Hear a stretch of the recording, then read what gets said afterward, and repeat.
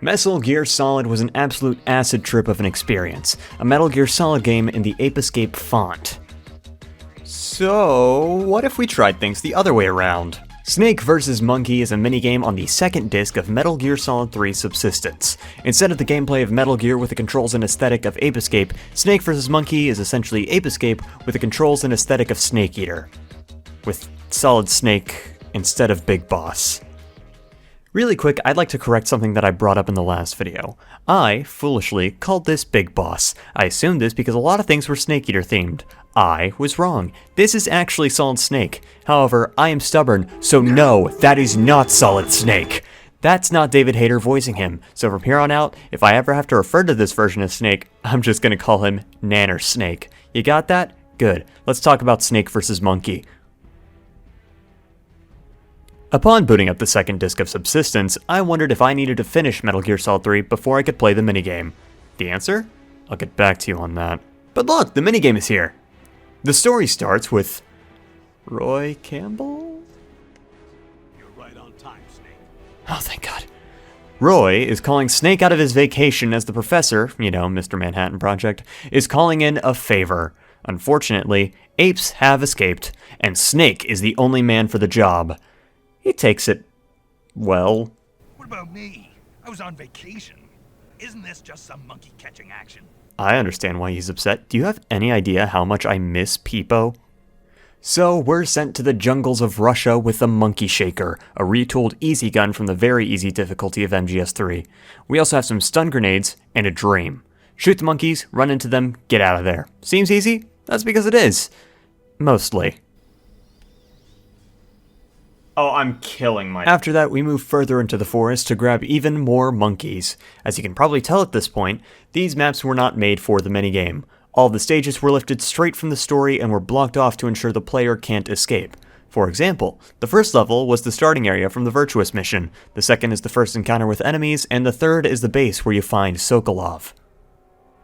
After beating the first 3 missions, we are presented with... Where are the rest of the levels? There's obviously more. Do I need to be faster? Okay, there. I'm in the top 3. Are they unlocked? No? Okay, fuck this. I'm looking it up. So you know how in Ape Escape 3 you need to beat the game in order to unlock Metal Gear? Yeah, you need to beat Metal Gear Solid 3 to unlock all of Snake vs. Monkey. You know how I used a cheat code in order to bypass needing to play the game last time? Yeah, Metal Gear Solid 3 doesn't have a cheat code system. I have to beat Metal Gear Solid 3 in order to unlock the rest of the levels.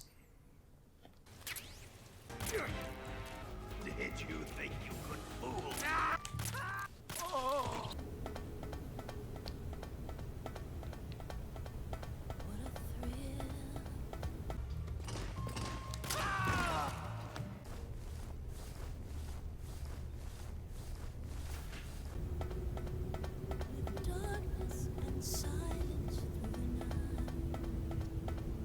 What is Bro, put a shirt on.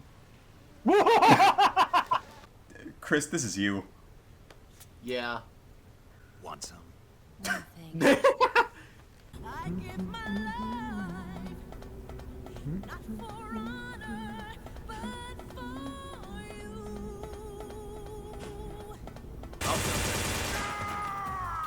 Hey guys, I did it. Good shirt. What is... What the f is happening? Don't let them get away! Oh, I got something in my throat. Mr. Director.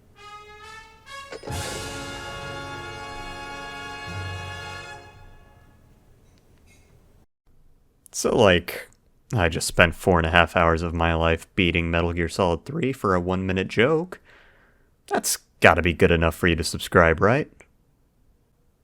Oh, that felt awful to do. Anyway, look, we have the rest of the levels, so let's just restart. Look, I'm gonna be entirely honest with you. I don't know how I can make the descriptions of these levels interesting. It's shoot, grab, repeat. Sometimes you throw a stun grenade to grab multiple monkeys, but that's it. That's it in terms of gameplay, and that's it in terms of story.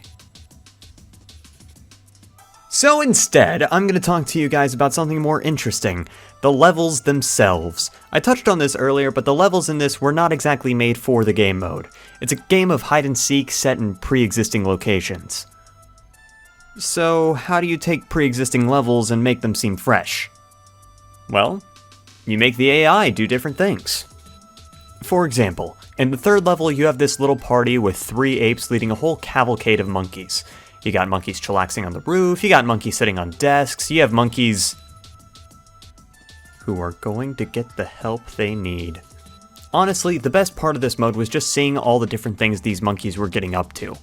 However, there's a lot more than just swapping the soldiers with apes. There are some additions, like a radio at the ape party I mentioned a second ago. The helicopter in this area of the game was actually replaced with Metal Gear, where you can find Big Peepo! You were like a brother to me. And in this level, the Shagohod was replaced with the Shagogrod? As you can see, I walked right in front of him not expecting anything to happen, and well... Ah! Oh, he saw me! And of course, you can find one of the monkeys on top of Shago... Venom Peepo! I know for a fact that twist could have been done better. Other than that, Snake vs. Monkey doesn't have much else. And honestly, I'm okay with that. Sure, Metal Gear had more to do than this, but I don't think it would be fair to compare the two. They were very obviously made by 2 different teams with very different approaches. When you finish Snake vs. Monkey, there's no cutscene, no codec call, nothing. However, that doesn't mean that there's no reward for beating it. If you beat the times listed on each level, then you'll receive the banana camo used in the minigame for the main game, and that's pretty fun. If you only beat the levels and don't try to beat the times though, you're still rewarded. And let me just say, this is everything I could have ever dreamed of. And with that, I am finished with Ape Escape and Metal Gear crossovers.